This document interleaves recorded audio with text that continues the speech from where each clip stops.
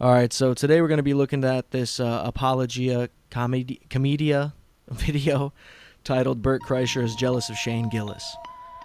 I'm not sure what to think going into this video.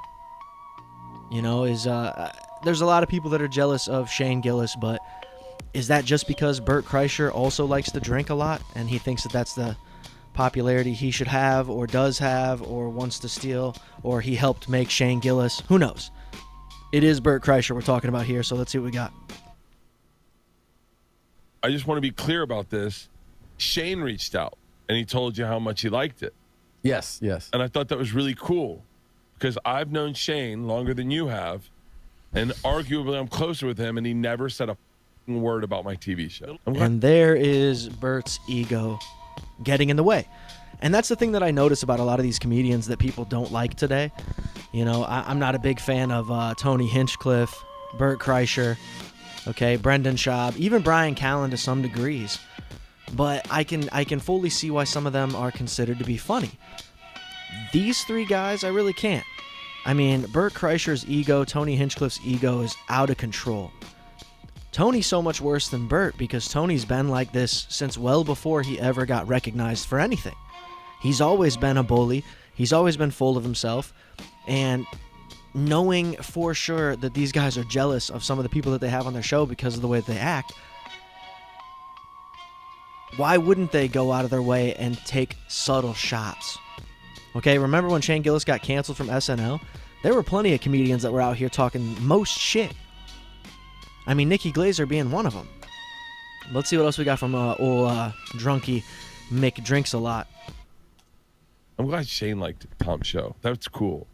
And then I was like, wait, he didn't reach out about my show. And I actually talked to him when I was going into production. He's like, hey, congrats on the new series. It's going to be fun. He was like, let me know if you need any acting tips. And I was like, okay. Wait, now, see, of course, that's just Shane being funny. Shane being funny, busting balls, because that's what they've all told us, right? That's what these comedians have all told us. They've told us that's the world. We're just busting balls 24/7. That green room at the mothership is full of guys just talking shit.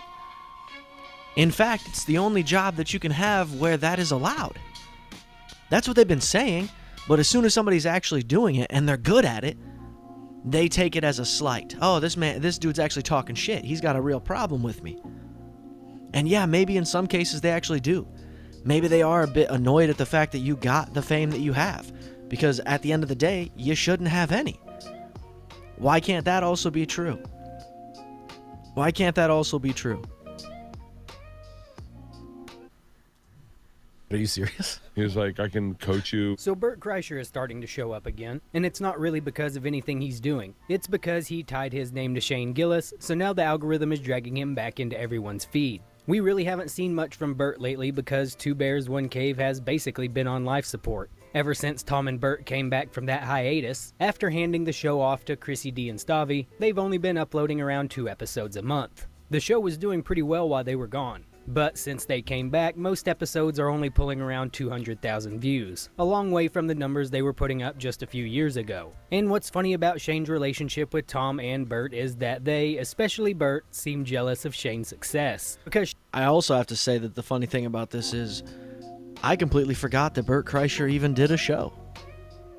He did a show, like an actual sitcom type of a show, I believe for Netflix, and it came and went, dude.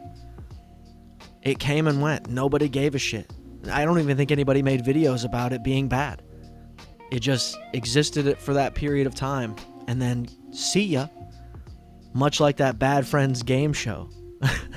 It's going to last for that small amount of time on YouTube, those 10 episodes, and then you'll never see it again. And then these two guys, you know, Andrew Santino and Bobby, will go out of their way and cope as hard as anybody's ever coped by saying that they did it just for them. Oh yeah? That was the plan, to just do it for you? Then why'd you put it on YouTube at all? Just watch it by yourself at home. What a weird thing to say. Let's see what else we got about old Bert Kreischer here. Because Shane didn't just pass them in stand-up. Matt and Shane's Secret Podcast is the biggest comedy podcast in the world, but it goes beyond podcasting. Shane made Gillian Keeves, sold tires to Netflix, and proved that comedians could still make genuinely funny scripted shows. Then almost like clockwork, about a year later, Tom gets his own Netflix sketch show. Then about a year after that, Bert gets his Netflix TV show. The only problem is I don't think anybody was sitting around begging for a sketch show from a 50-year-old Tom Segura. And I definitely don't remember anyone asking for Bert Kreischer in one of the most generic family sitcoms Netflix ever put out. And You're absolutely right. And that's the problem, is the mainstream will take chances on these guys. They will give them a few $1 million to come do some bullshit. And they know that it's going nowhere. They know for sure. They're trying to capitalize on a moment. And that's fine. But when you constantly see that it's not working, it's not actually benefiting your network or your streaming service, stop doing it, man. What a waste. You know, there's so many talented people out here that don't get this opportunity to sell a TV show or make a movie, and you're giving it to this guy because people think he's the funny fat guy at the party. We're good, dude. Real comedy fans don't appreciate this shit. It's like a slap in the face. It's almost like you think that we don't know what the fuck we're talking about. Like we're just saying this shit because we're jealous or we're haters or whatever. It's like, no, man, it's because we've seen good comedy. We know what good comedy looks like. We know what it sounds like. We know what they act like. And the one thing that even Dan Soder recently said this, and I've said it myself, a comedian that thinks he's a rock star is a fucking idiot, because you're supposed to be the loser. You're supposed to be. Even if you are Joe Rogan or Tony Hinchcliffe, you gotta pretend to be a normal person. Okay? You have to. You have to be the butt of the joke, self-deprecating at the very least, most of the time.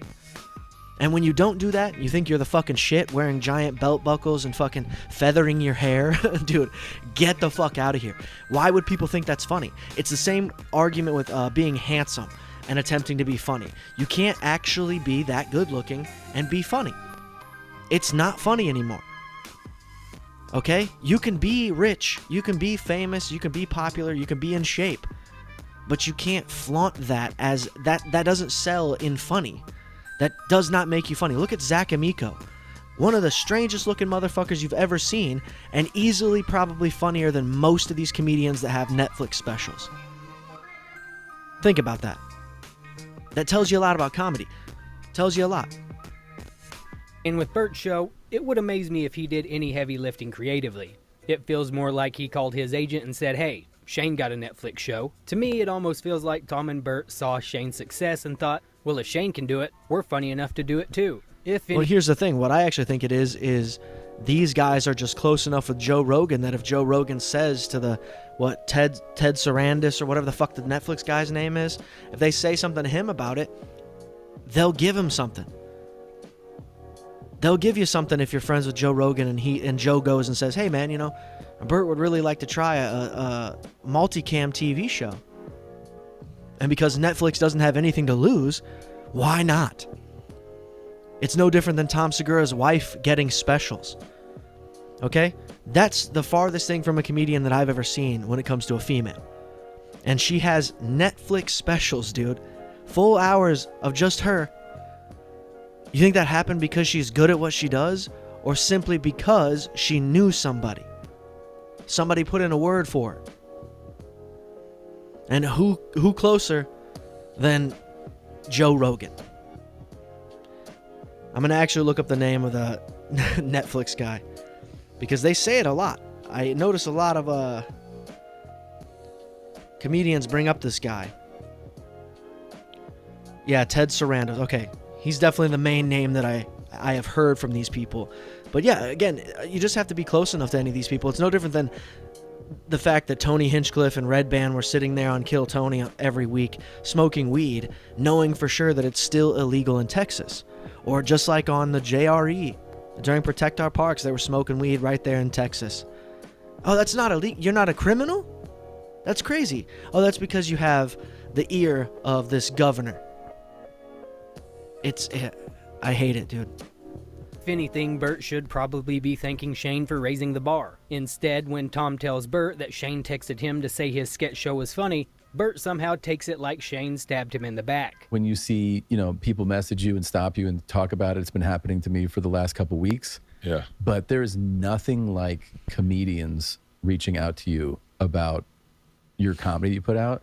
And what I've gotten from people is it's like a comedian telling you that they liked what you did feels like 10,000 people telling you. I will say this too about Tom's show. I've watched I've watched all the first season and part of the second season, and it's not bad. The only thing that I don't like about it is this headspace that he's in, where he thinks that nobody else would have came up with these stupid fucking bits. You know what I'm saying? Like, he thinks it's so highbrow. Like, hey man, I was gonna go back. You know, just the different sketches. Just watch the show and you'll see what I'm talking about. Where it's like, it's not like brilliant. It's not very smart. It's very dumb, fucking sort of character-based bullshit. Okay, we've seen 100 times. Now, is that any different than Bert Kreischer doing a family sitcom? Probably not. But again, that just tells you that somebody's saying, hey, go ahead. Do you think the people at Netflix actually watch the shit? No. Fuck no. I mean, it's been a very long time. Maybe Matt McCusker was one of the last people that I remember putting out a special on Netflix and it actually being in the top 10. Hasn't happened in a while. There's rarely comedy in the top 10. Okay?